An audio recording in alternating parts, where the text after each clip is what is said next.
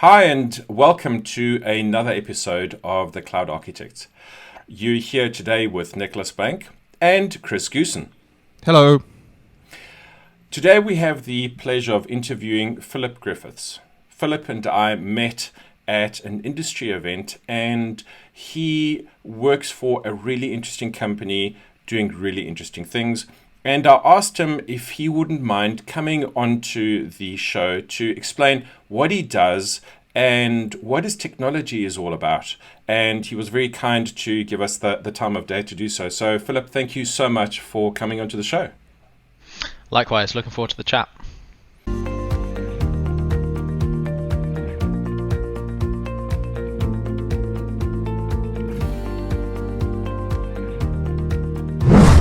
Philip, do you mind telling us what is it that you do and who do you do it for? Yeah, sure. So I work for a company called NetFoundry.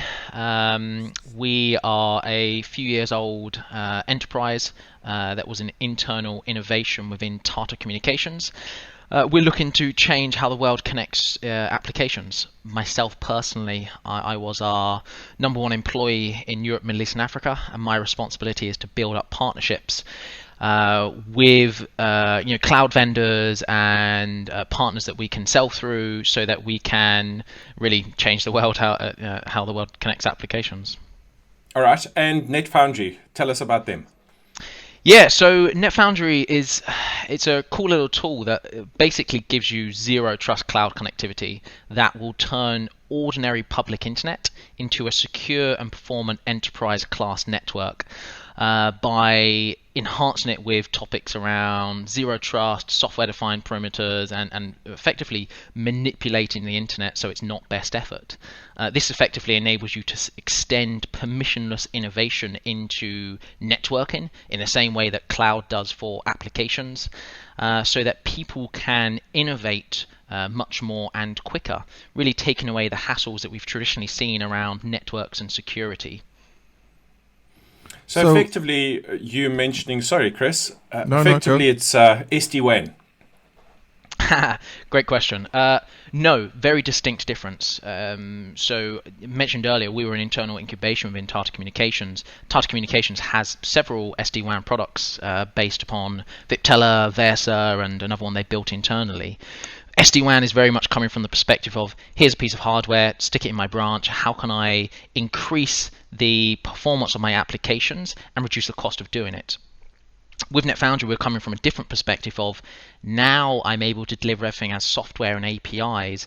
How can I integrate it directly into my applications, whether it's on the cloud or an ecosystem or IoT, potentially directly into the application in the CI/CD pipeline, in order to take away the hassles of network and security, whether it's around driving more innovation, delivering very simple zero trust architecture, or reducing costs for the business and driving further agility. And a key distinction that, unlike SD-WAN, we don't work over MPLS. We're using the internet because that is the next generation WAN. I mean, I think, so one of the challenges we see with cloud deployments today is that network part, right? And so, on this show in particular, we've talked about networking, network readiness, all of that kind of stuff pretty extensively in the past. It's an important topic, and it's an interesting topic for us because, people get very caught up in the end product. And so, very, very many customers and businesses are looking at Office 365 and they go, well, how do we get my email or my documents or my whatever into Microsoft's service, and then completely forget the fact that you have to now traverse the internet or some sort of network to get there, right? So how do we break down essentially what your company does and what NetFoundry does to something that the average IT pro can understand, and how it kind of impacts their day-to-day life and the things that they're kind of concerned about today? Yeah, and let's take Nicolas's previous question of, so you're just an SD-WAN. If you look to deploy an SD-WAN, if you deploy it in under 6 months, everyone's high-fiving. With NetFoundry, we had a partner who was moving some customers to the cloud. He, working with them, connected 7 AWS data center regions in under 2 hours. another customer we were working for who are cloud native on Azure, we went from a first conversation to doing architecture designs and proof of value, and then moving them to production and signing commercials in under 3 weeks.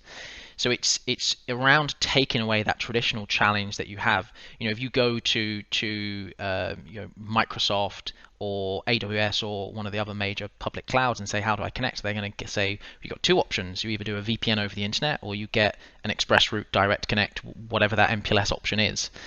Both of them have these disadvantages. We provide that third way that you can have the flexibility and the instant-on capability of the internet, but the security and reliability that you expect from a private connection. Basically, the benefits of private networks without the disbenefits. Okay, and you're saying you're doing this quickly, right? Which I think is, there's the third benefit there, or the third value add to it. Yeah, correct. I mean, we talk around 4 main value adds. One is the agility, one is the security, the other is performance and reliability, and then fourth of all, it's the simplicity. Because we're a SaaS platform, we've abstracted away the complexity. So you can say, I want to connect this application in this public cloud to this other, these end users, and you don't have to deploy the infrastructure. You don't have to deploy the controllers and all of the stuff in the middle. It just gets deployed for you. It's self-healed for you. It's maintained for you. So that anyone can do it. It's for developers by developers. And I guess that's kind of where the whole sort of network as a service slogan comes from, right? Yeah, correct. I like to think of it as a complete infrastructure as code, which incorporates your north-south network, where you could use Terraform or something like that in order to orchestrate the network.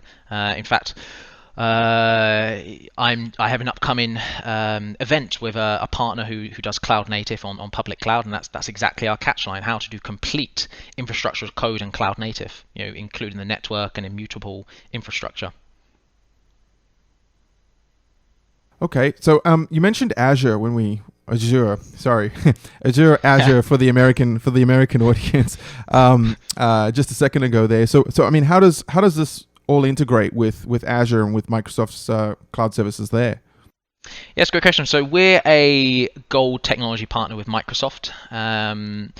The initial relationship began a couple of years ago. We got in their marketplace, and we worked on a few opportunities together and said, this is pretty cool technology. So we started working out where we could work more. One of those areas, they said, hey, we're launching a project called Azure Virtual WAN. Would you be interested in being part of it? This was in fact Inspire last year, in 2018. And they said to us, it might be a bit of a challenge because it's the timeline's in only a month. We got the development done work in 2 weeks because we're API first. We're incredibly easy to work. That for us, integrating into it was really no problem, and therefore we were one of the first 6 launch partners for the product offering, Azure Virtual WAN.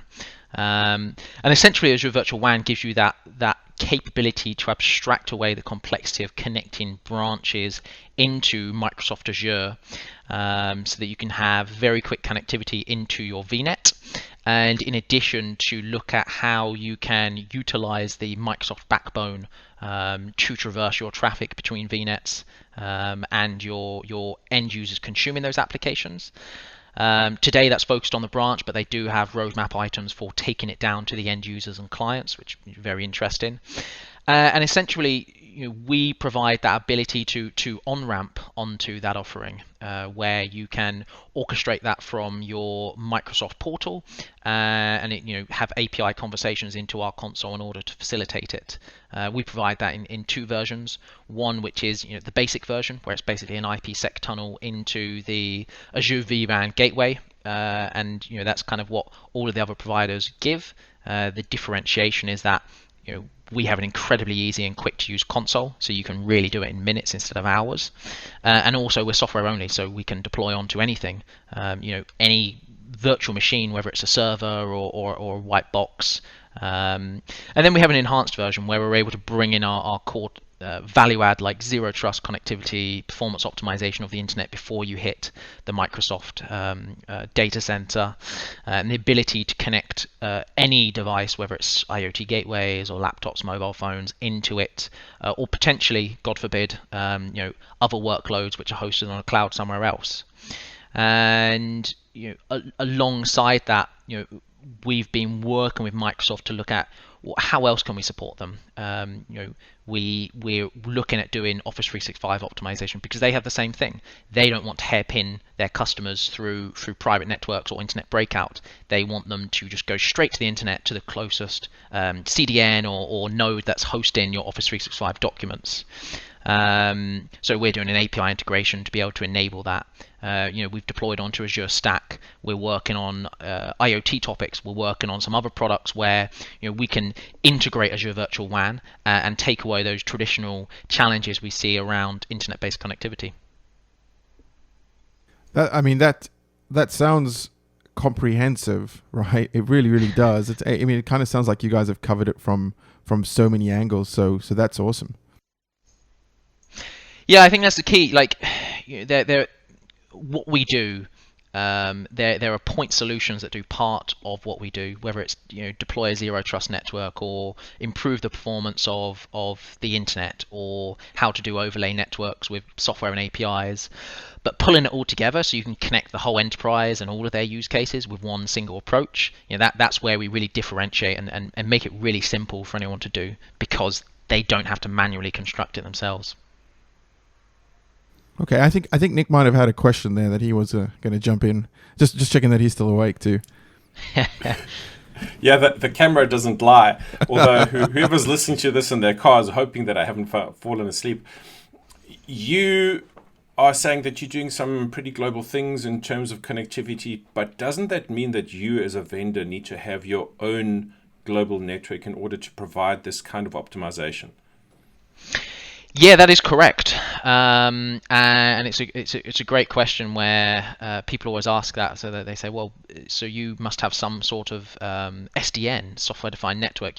Where do I hit your node in order to improve the internet? Well, we actually don't have our own physical SDN. We have a virtual SDN. We've deployed that over the public internet in a mixture of public and private clouds, including Azure, which enables us effectively to manipulate the internet so that we can find the most performant paths and dynamically route around traffic and do performance optimization on top of it, as well as bringing in the security topics of being able to do zero trust and software defined perimeters, obfuscating traffic so you don't know where it's coming from, where it's going to, and being able to connect with only outbound ports. So when I talk to a partner and they say, well, how do I proof of value? I say, well, just open some outbound. I say, I don't need inbound. It's like, yeah. They're like, oh, cool, yeah, no problem with just opening outbound. That enables us to do all of that. And the key thing is that because we have the industry leading automation and orchestration layer, you don't have to worry about that complexity. You don't have to say, well, I'll have a transfer node here and a session controller here and a network controller over there. You just say, I want to connect this to this, and it all gets maintained and built for you. And because we're doing it on the public internet as a middle mile, you don't have to have that transfer node as close to the person as possible, so you're only traversing a little bit of the internet. We just sit somewhere in the middle and are able to manipulate it wholly, and in fact do a lot of performance optimization and security just directly from the edge, so that it's a much simpler and easy way to deploy for customers. We mentioned Azure and we mentioned AWS. And lately, we're having a lot of conversation with customers who are saying they want to go multi-cloud. And traditionally, that would have meant that you take some direct connect from Amazon, you take some express route from Microsoft, and then you bolt that down somewhere in a physical medium in some kind of a meet me room or a shared data center. So are you saying that if we want to go multi-cloud and have the benefit of multiple vendors' backbones and the technology, that we don't need that anymore? Potentially. I mean, MPLS is only going to deliver you the performance improvement and SLA guarantees that they give if you've got MPLS in every single endpoint. So wherever you've got the applications in the VNet or the VPC or whatever the technology nomenclature is, as well as all of the users and the branches. If someone's just sitting in a coffee shop, tough luck, you're going over the internet.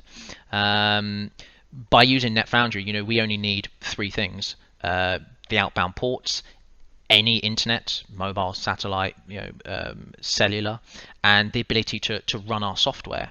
That enables us to seamlessly connect into any cloud anywhere just over their existing internet connection. Potentially do it with no public IPs. So again, you add more security on top of it, and be able to ensure that all of their users, regardless of where they are able to have secure and performant access to their applications. Okay, so let's talk about I guess use cases for this for a second here. So is this something? I mean, we talked about APIs and things like that. Is this something for developers building custom or bespoke apps on the cloud, or is this something that we can use with any of the with Office 365, for example, or any of the commercially available cloud services? That's a really good question. And so I've got multiple answers to it. Yes, to the first part. We work with a lot of ISV companies where we look at, well, how can I integrate my SDK into your C++ or Golang application so that when you deploy it, you don't have to deploy your own VPNs, you don't have to deploy static routes, you don't have to deploy perimeter firewalls, private APNs, etc. They're just able to deploy their application, do customer proof of values, and scale out to production incredibly quickly. At the same time as that, we're working with Microsoft at the moment to look at, well, how could this be deployed very seamlessly with people deploying applications themselves? And to the other question, you get into this distinction of private SaaS and public SaaS. We were built primarily as a private SaaS tool, so being able to deploy directly into the IaaS environment of the VNet or the VPC. But we do have ways to be able to work with public SaaS. You have essentially like a cloud gateway which sits close to where that application is being consumed from, and discovery of that is done via DNS. This is how we're looking at integrating into some of the PaaS solutions which are provided by for example Microsoft, and how we've done an integration into AWS Cloud Endure, where by being able to see where those routes are coming from. As we move forward, and whether it's us or a different technology provider, I mean, today we have no competitors in what we do, but I'm sure we will soon. There will be full integrations into those public SaaS providers as well, because it's it gives you a very seamless way to remove the implementation challenge you would normally have of how do I get this application to, 8 billion users that we now have in the globe. You'd literally have to build so much infrastructure everywhere that you can remove a lot of those challenges. Okay, yeah, I guess that makes sense as well. So this is, it's especially for those customers who are looking to extend their data center, if you will, or extend their on-premises, get rid of their on-premises footprint and start moving towards cloud-hosted data centers, infrastructure as a service type scenarios. This is a really good way of looking at the connectivity between those branch offices and I guess data centers. So I can see that. That makes a whole lot of sense to me. Well, and from our perspective, it's put your applications anywhere. The drivers behind why we were created is high agility, high portability, and high distribution. And internet distributed applications are highly relevant to IoT and being able to connect to those gateways, but also if I stick an Azure Stack somewhere, most of the time that's because it's in somewhere that doesn't have predictable connectivity. That's right. And therefore, regardless of whether you're doing hybrid, multi-cloud, or IoT, or in fact, I was talking to one partner today, in fact, around building ecosystems where you've got a complex supply chain, let's say of life life cycle of food, where someone produces it, you need to be able to validate some identity around that food. So as it goes through the supply chain into the end user, you're able to make it more efficient and bring in things like blockchain technology of how do I validate as I go through that that it's not being tampered with, and that's really where again we come in and provide a unique distinction that you can't do with an SD-WAN, because we're able to connect absolutely anything within that supply chain. We're able to remove a lot of the challenges you would normally have, but we're also able to interact with the blockchain and to take away the challenges of the blockchain of how do I ensure that immutable transactions are being made without having a high computational overhead, because I'm able to validate I can trust this person making the input because they've got some sort of HSM, root of trust, secure operating environment, which I'm validating via the network to communicate into the other participants. Yeah, Nick knows everything. Knows all about unreliable network sources and network conditions where he is. I think that's a daily struggle for those folks down there in the bottom tip of Africa. Yeah, and it's really funny because when I started with NetFoundry,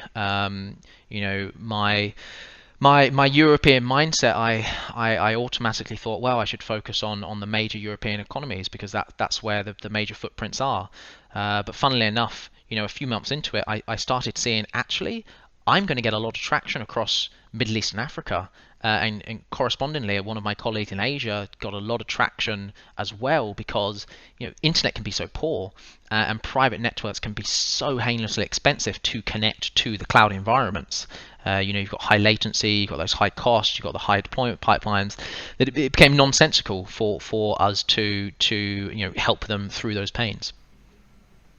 All right. So, as an IT pro, we've mentioned a bunch of things, and one of them, which we actually haven't defined, is Azure Virtual WAN. Do you mind just unpacking that for us? And then as part two, what is the value add that you bring to Azure SD-WAN? Yeah. So Azure SD-WAN gives you the capability to connect your end branches directly into your Microsoft hosted applications in the VNet with the simplicity that you would expect from Microsoft Azure public cloud, abstracting away the complexity so that anyone can connect their applications. You don't need to be CLI network engineer doing those complex tasks, and then to be able to benefit from all of the advanced capabilities that they're building into it, such as utilizing their backbone for connecting your applications instead of having to build your own. So for example, we're having a conversation with Microsoft and one of their customers of, well, I've got some end users in South Africa. How can I connect via the data center in South Africa, or the data centers in South Africa, to my applications which are hosted in Northern Europe, because they've also got sites in Switzerland and then they've also got sites in the UAE.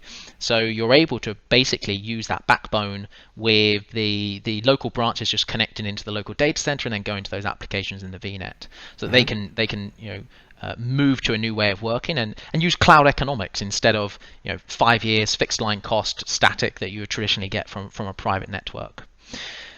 With NetFoundry, it is then enabling it, that cloud on-ramp and the ability to connect into the Azure Virtual WAN offering, because you can't just get it from Microsoft. You need to work with one of their providers, whether it's us or one of the other providers, and they've been announcing more and more recently because they see more traction around it. But then our differentiation is that we're able to bring in the ability to do it as software only, the ability to embed it onto any Microsoft thing, whether it's the Azure Stack or the Azure IoT or all of those other components, mobiles, laptops, etc., and bring in the other topics of zero trust and software defined perimeters and performance improvement of your internet before you hit Microsoft. Okay. So, Philip, we've been talking a lot about technology, but let's talk about you for a second, if you don't mind. So, what we like to do on the show is we like to unpack the people a little bit so that our listeners who want to be in the position of the folks that we're interviewing have an idea of how did you get to do what you're doing, how does one start this kind of a career. And we've interviewed journalists and evangelists and lots of very interesting people for different vendors, be that the Microsoft or VMware or otherwise. So you are working for a global vendor, and I believe your position is that you are a product manager. Is that correct? Partner manager. Partner manager, forgive me. So tell us about that, and what is the career on-ramp to get to do what you do, and what kind of skills does someone need? It's a great question. When I graduated, it was in a history degree, and I had no idea what I wanted to do. From history to technology, that's quite a stretch. Yeah, yes. At A levels, I did some more technical A levels in physics and maths. So I was always interested in technology, but I enjoyed history most. But I just applied to graduate programs, and I ended up getting employed by Atos IT Services as a project manager.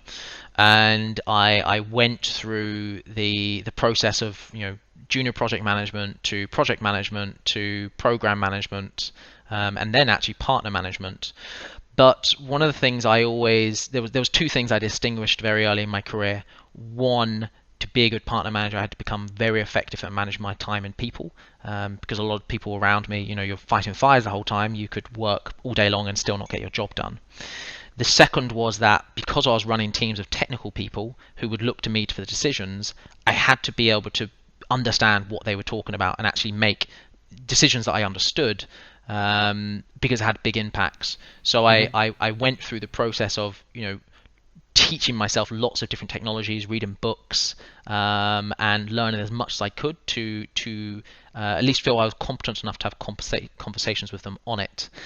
And that actually led to an interesting time where I was running the program in Switzerland for a large organization, and for some reason I didn't have enough support from a solution manager, so I ended up doing some solution management myself. And I feel like one of the core things, if you work in technology, you need to have an understanding of actually what you're doing, even if it's just sales. And technically nowadays I do a sales role, because it means you can sit down and talk to someone and really understand what is their problem, how can I solve it, what's the impact on their business bottom line. Because if you just have your value pitch, as soon as someone asks you a question, you go, well, talk to my solution architect. And if your solution architect isn't there, tough. You've left the room with nothing happening. So then I just happened to progress into partner management, because I was part of a talent program. So we were looking at how does Philip develop in his career and on the upwards path.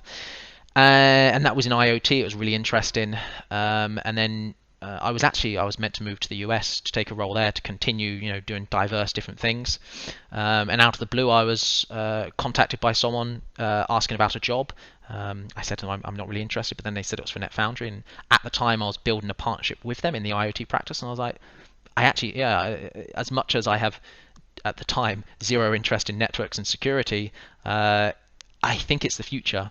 And I think it will give me a really interesting way to develop my skills in a new way, because I love learning. I love being a generalist. So I started doing it, and I threw myself head into understanding more around networks and security, and reading books on zero trust. And so over time you build up that knowledge. And I think that's one of the key things. Like if you want to do interesting things, you have to both have a passion for it. My wife always tells me I've become a big nerd now. And nothing wrong really, with that. Yeah, no. You should see my laptop, loads of stickers on it.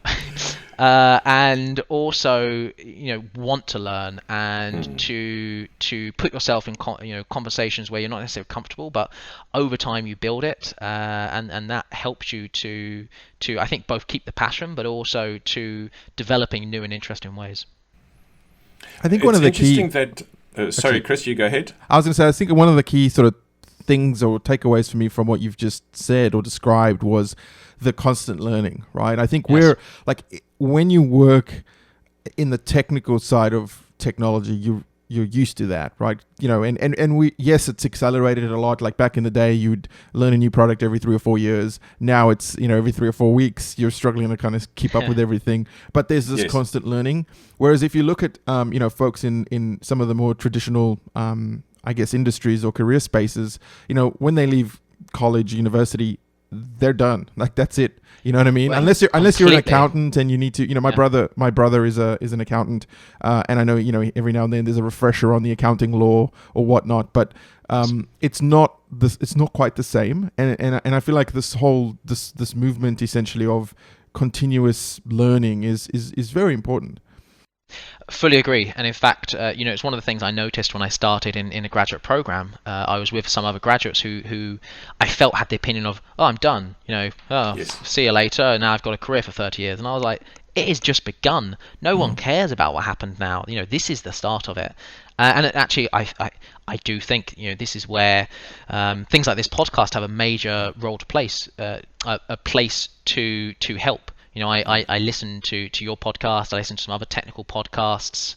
I also listen to some non-technical ones on TED Talks and other interesting topics. But where you have some downtime, you're on the train, you're driving somewhere, you're able to absorb something and push your boundary and learn new ways and understandings. Because as you say, it's every month there's things that are changing. Literally, if you took 5 years out of IT, it's the landscape is completely different. It's difficult, and it'd be difficult to come back. There's a segment of the technical population in our industry which looks at the large vendors, and it doesn't really matter who you pick on. So I'm just going to pick on Microsoft because they've had a lot of the bad press around Microsoft is taking away my job because, and this goes back to all the way back to Ford doing initial automation, that automation is taking someone's job. And to be fair, it is. And it's up to the professional to do something about it for themselves and not hope that the industry is going to preserve the role or to preserve their job or their job role. Yeah, I mean, I'll play devil's advocate a little bit there because I really agree with what you're saying. It is the responsibility of the person to keep themselves relevant.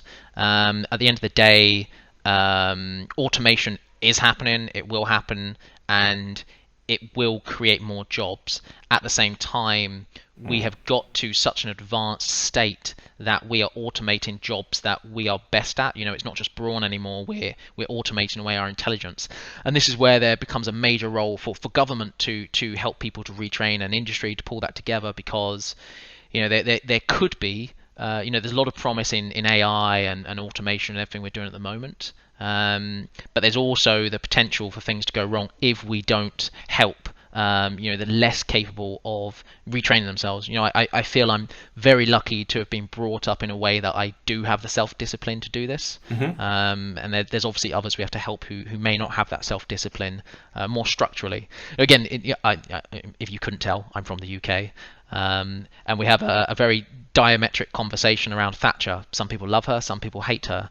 I'm not going to give my opinions, but one thing I didn't agree with was when she broke the strikes in the 1980s. Actually, I think that was good, but her whole approach afterwards of not helping the miners to retrain and find ways to build new industries, that was the wrong approach. We cannot do that again. If we did that to retail and other sectors which are being transformed, it would be terrible for society. We need to find a way that everyone can have value and retrain themselves. I love that approach. Bit of a history lesson. Yeah, I did say I did a degree in it. Hey, don't I'm a bit of a history nerd myself, and I'm a big fan of history and using the past to kind of learning from the past to kind of help guide the decisions you make in the future, right? So yeah, absolutely. All right, so we're getting up to the top of the episode. Philip, at this time, we normally give our guests the opportunity to plug something that they want to plug. So this can be something personal, this could be something corporate, this could be your Twitter account, your LinkedIn account, your company website, your own blog, anything that you feel you'd like to share. Yeah, so I'm on LinkedIn. I'm on Twitter. It tends to be a handle similar to my name. So something at the P Griffiths on Twitter or similar on LinkedIn. But really, if anyone's looking to look at how they can do permissionless innovation and bring it to networking, I would love to have a chat with them. I'm sure you guys are the same. There's nothing better than getting a whiteboard out and drawing things and having fun on how we can change the world. So I'd be happy to have conversations with anyone on it. That's stunning. Excellent.